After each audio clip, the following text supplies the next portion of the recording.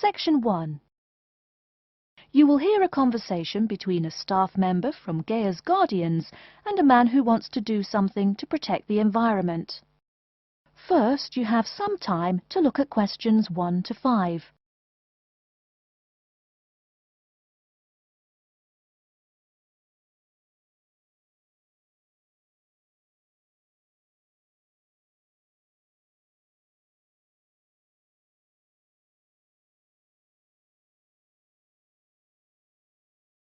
You will see that there is an example which has been done for you. On this occasion only, the conversation relating to this will be played first. Hello, how may I help you? Well, I've been seeing these yellow boxes in front of a lot of houses in my neighborhood. Just wondered what they were for. I noticed your phone number on all of them, so I called. Could you tell me about your business? We do recycling, but we're not a business. Gaia's Guardians is a non-profit group. We encourage recycling as a way of protecting the environment. The woman says that they encourage recycling as a way of protecting the environment. So, recycling has been written in the space. Now we shall begin.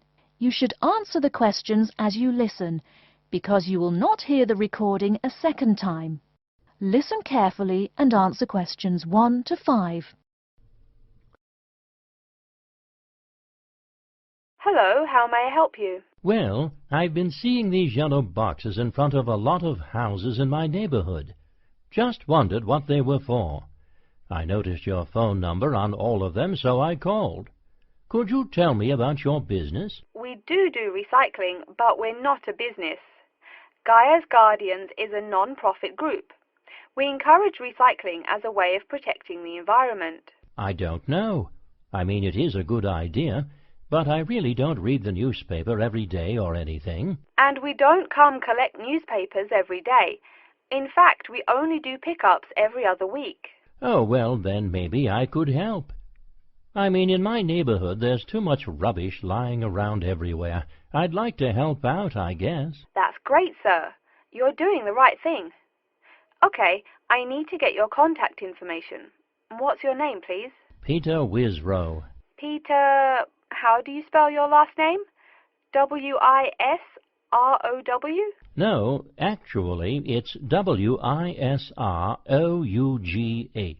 Oh, I'm sorry. I'm a terrible speller. You're a good speller. It's just that my family are terrible pronouncers. You're quite a card, Peter. Okay, now what's your address? Number 168 Bridge Road. That's here in London. How about if I have any questions? I'm sending you a copy of our booklet too. The booklet has our phone number and our email address, helpline@blackcat.com. That's HELPLINE at BLACKCAT.com. But I nearly forgot to ask, what's your postcode?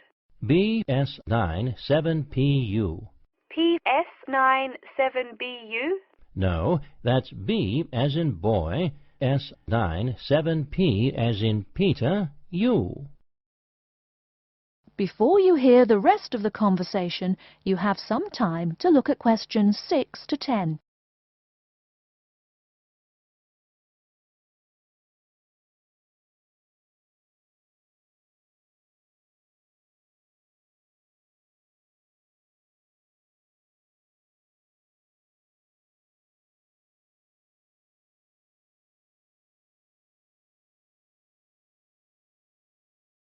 Now listen and answer questions 6 to 10. So I'm guessing those yellow boxes I saw are for recycled newspapers. Yes, that is correct, and it's free of charge. Wow, that's good news. Do you recycle anything besides newspaper? Oh yes, we recycle most everything. Glass, plastic, paper. Oh, so I can put like glass and plastic bottles in the box. Sorry again. Things like that you have to bring to our collection centre. And where is that? Our main centre isn't that far from you. It's actually right on the east side of Central Park. That new blue building? That's the one. Cool. Hey, what's with all those different colored boxes outside that place? Oh, that's for the different materials we recycle.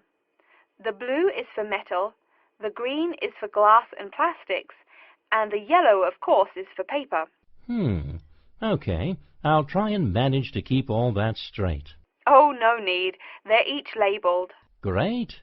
So which one would I put magazines in? Actually, they don't go in any of the bins. Unfortunately, magazines can't be recycled because of the material they're made of. It's such a waste.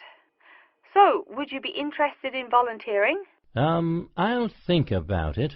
Could you send me some more info? Absolutely.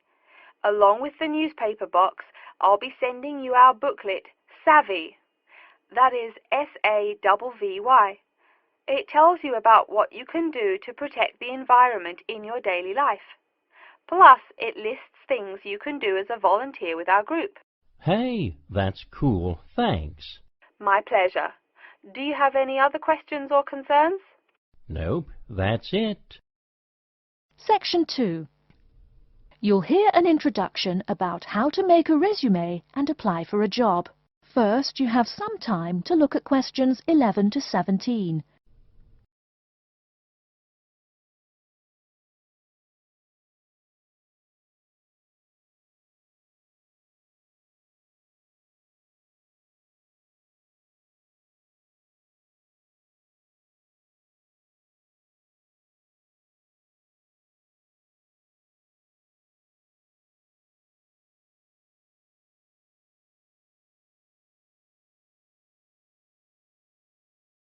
Now, listen carefully and answer questions 11 to 17. Welcome everyone to today's seminar on CV and interview skills. Remember, your CV is probably the most important document you will ever write. It opens the door to your career, and that job interview is probably the most important meeting you will ever attend. It's like stepping through that open door. So let's roll up our sleeves and get down to work, shall we? First of all, I cannot possibly tell you everything you need to know about writing a resume in the time we have. But let me tell you that there are dozens of great websites on the internet. These will give you all the suggestions you need. If you look at the paper I gave you, you will see a list of the dozen most popular sites.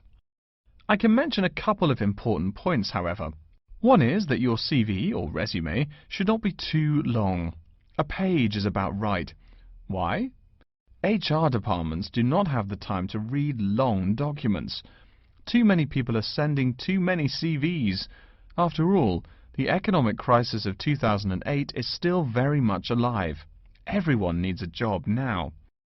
No matter how short you make that resume, though, you do not want to forget to tell HR how to contact your references. References are people who will give you a recommendation for a job. That's usually an ex-boss or a professor who knows you well. Do not use relatives. I don't care how much your mum loves you. Also, when you send that CV, be sure to include a typed cover letter. A cover letter is a letter where you basically are asking for a job. It's like introducing yourself. Make it brief. The real information about you is on that CV of yours, and please make sure the letter is typed.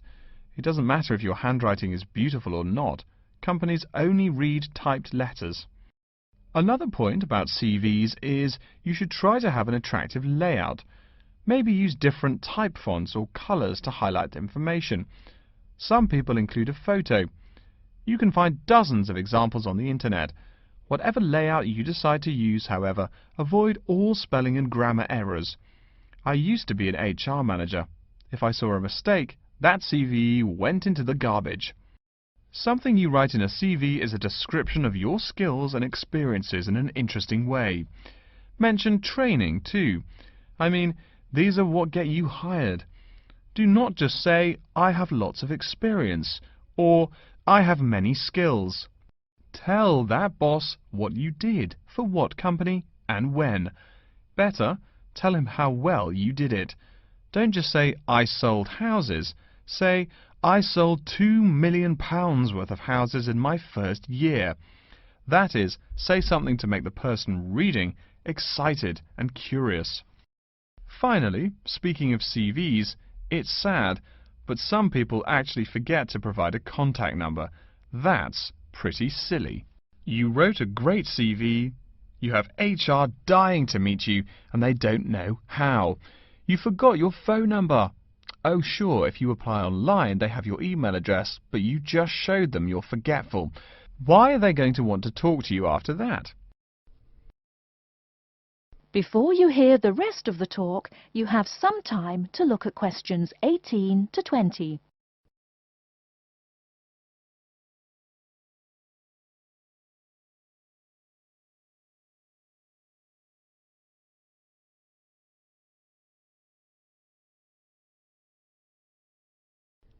Now listen and answer questions 18 to 20. Alright, moving on to the actual interview. I'll go over what you need to know by the end of it and what you can discuss and negotiate on later once it looks like you'll be offered the job.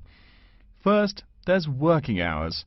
It's not that necessary to hammer out the hours off the bat, especially since it's easy to come off as lazy when the first thing you bring up is how much you're going to have to work. You can also find out more about possible promotions later on.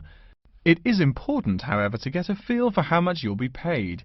You should make sure the salary range is commensurate with what you're worth, and if you're not, you can move on to better opportunities. Being sure you're going to make what you want to live on is much more important than issues like your pension. You're all so young that your pension is not going to matter for quite a long time.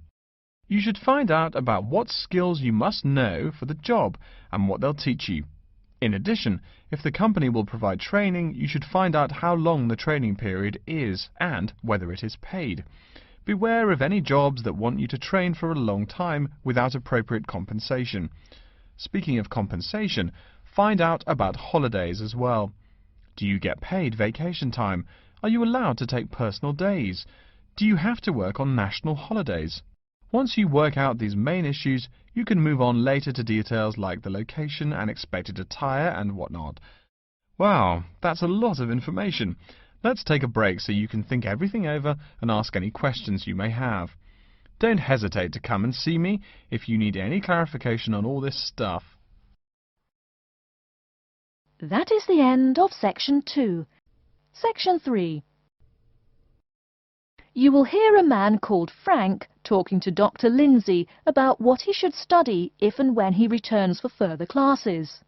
First, you have some time to look at questions 21 to 25.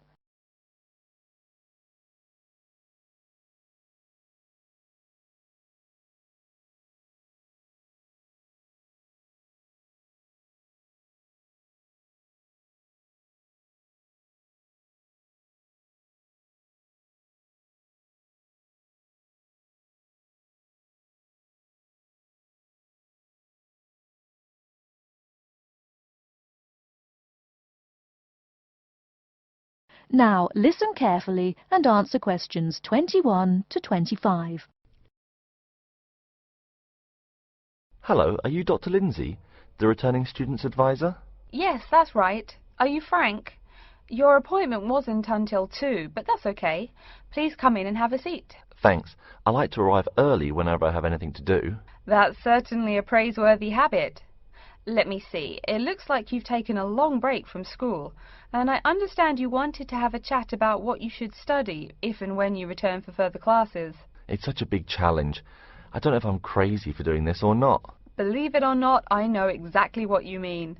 Before I began working here at the university, I taught primary school for nearly 10 years. It takes a lot of courage to go back to school. I feel more shy and scared than the primary students I teach. In the schools I taught, I found today's youngsters are very sure of themselves.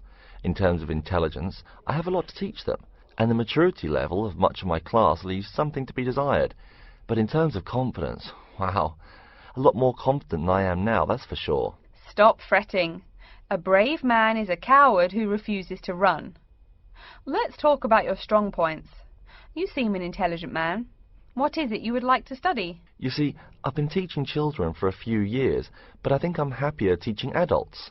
I think teaching students in middle school is much more satisfying because they end up being much more grateful for your work. If I may ask, what got you interested in teaching adults? A lot of things, I guess. I met my future wife back in my first year of college. She always complains that I was more interesting then. She says that now I talk like I'm 7 years old. That's probably from being with children all day. Again, I know just what you mean. My husband used to say the same thing about me when I taught kindergarten. Anything else? Well, yes. Fairly often now I run into former students and we talk. Some of them are getting close to being grown up. I guess I think more and more about how people develop over time. So I'm interested in the results of education, you know, the final stages. I see. Well, coming back to the university can be both difficult and very rewarding.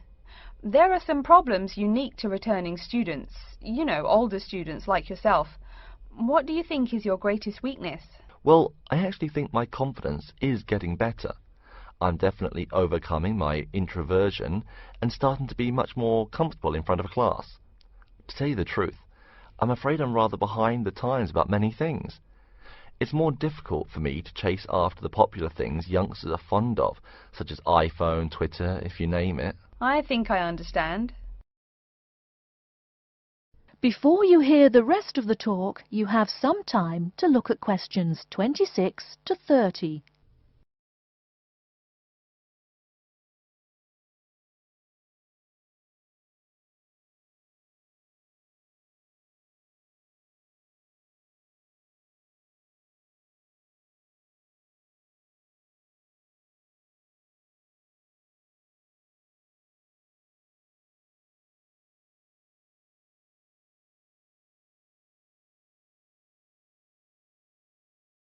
Now listen and answer questions 26 to 30. How old are you? 35? People at your age still go back to school for further education. I was a bit the same way. I mean, I didn't study at university till after I had a family, a husband and one child. My point of view was a lot different from your average 18-year-old girls, I can tell you. Gee, that sounds pretty rough. A family and college? Clearly you weren't unsuccessful, though. It was, Frank, it truly was. My first term at school was extremely stressful. But, excuse me, you're not here to listen to my life story. We're talking about your plans. Is there anything unique I should know about you or your past experience or plans? I'm afraid not. There is nothing interesting about my career or plans. It's really not too impressive. Now, I forbid you to talk like that. This is your one life, and if you're not interested, why bother living it? Don't be so humble, Frank. Okay. My wife says I'm a wimp. Let's talk about your dreams a bit. You want to teach adults, you said. What would you like to teach them? Well, when I first came to college, I really liked languages and literature. A lot of people have told me that for practical reasons, it would be more rewarding to choose business management as my major. But I made up my mind to study liberal arts once I got the idea of going back to school. I must say it's refreshing to meet someone who knows there's more to an education than computers and finance. Let's have a look at the university course catalogue. Excuse me, Dr. Lindsay, before we do that, could I maybe ask you some questions about changes in university life? I think I need to discuss that so I know what to expect. Of course, I'm here to help you. The biggest thing to get used to is the change in technology. Professors present things on huge screens, many of which are interactive computerized whiteboards. You can write on them still and use them like a touchscreen. They're really handy. No more sloppy scribbled notes on the projector. Let's see, I doubt you'll be living in student housing, so I won't go into all the improvements there. Another major change that you'll enjoy is the plethora of resources available for students. As a student, you have 24-hour access to the gym and library privileges that include the use of school computers to scan, copy and print. And of course the media library, which contains movies from all genres and most of the movies listed on AFI's top 100 movies of all time. The dining facilities are also not what they used to be.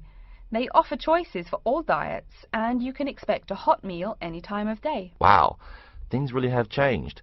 I'll be sure to utilize all those great facilities in my time here. Thanks for all your help, Dr. Lindsay. I think that's all the questions I have for now. That is the end of Section 3. Section 4. You will hear an introduction about the curriculum and facilities of Wassamata University. First, you have some time to look at questions 31 to 40.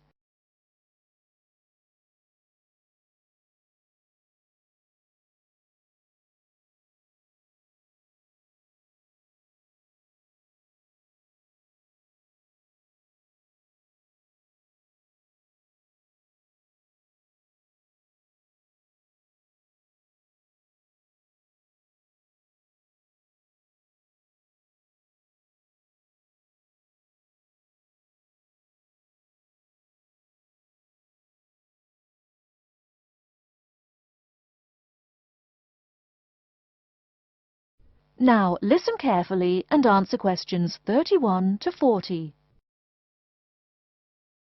Okay, and welcome back. During the short break we just took, several of you approached me with questions. So before going on with the orientation talk, I'd like to address those queries. As I found, if one person asks a question, probably a dozen others are wondering about the same thing. The first question is whether Wassamata University employs modules technology as an instruction method. The answer is yes, we do. At least that's what the university catalogue says. If some of you don't understand what modules technology is, don't worry. I googled the word but couldn't find it. Apparently, though, it's a method of broadband wireless access. At least, that's what an American company's website told me. But again, don't worry. If you need to know something more, your professor can tell you. Another question someone asked me was what tomorrow's workshop on research methods and skills was about. Well, research skills include any method you can imagine for finding and presenting any information you need. That's not just schoolwork either. Writing English, the native language for most of you, and finding a job are also research skills. And yes, those will be addressed in tomorrow's workshop. As you know, Wassamata University is one of this country's premier universities for the study of the dismal science, economics. Some of you, it seems, want to get a jump on their classmates. During the break, half a dozen of you came up and asked me where to find economics tomes. I know it's odd, but this school's library holdings are divided up between two libraries. Economics books are in the old library. If you look out of the window behind me, you can see it. It's the red brick building. Oh, before I forget, you economics types also need a lot of math, am I right? Well, those math books are neither in the old library nor in the new one. They can be found in the math department building. Why am I telling you this? Doesn't the invisible hand guide economists? Maybe it's good you asked. In 2008, that hand shoved most of the world economy off a cliff, didn't it?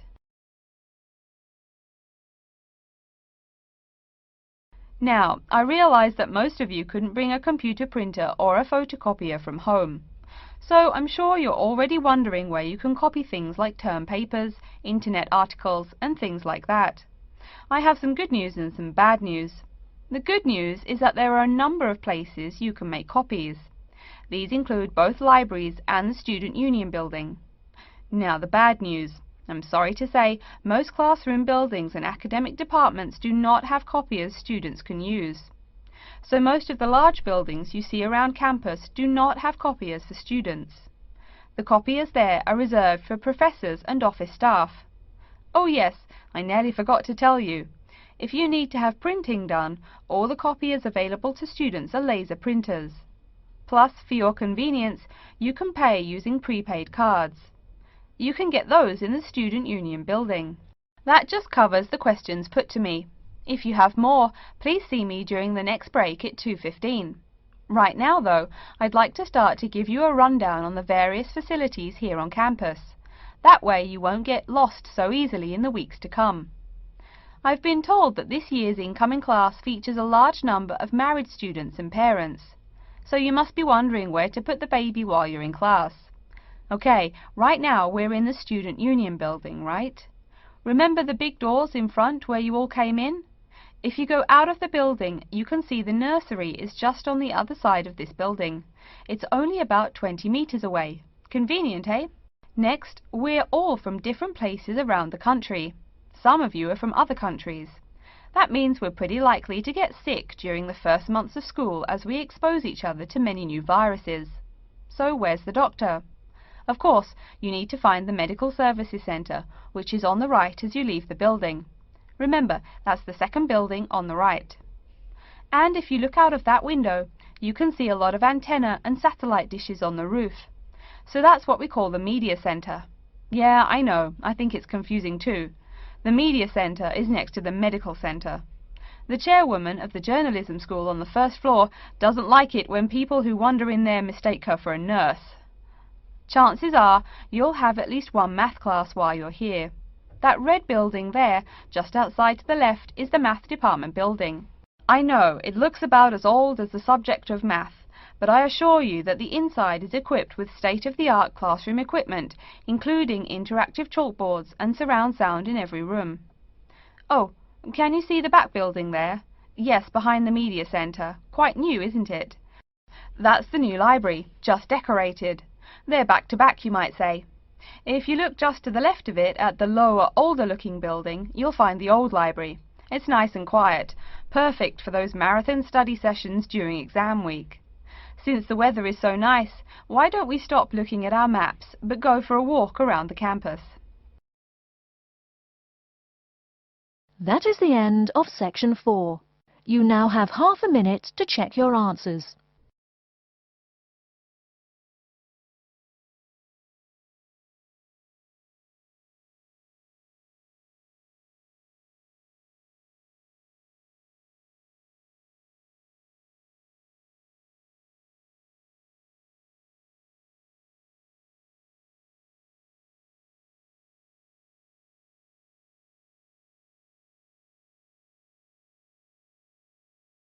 That is the end of the listening test. In the Ielts test, you will now have 10 minutes to transfer your answers to an answer sheet.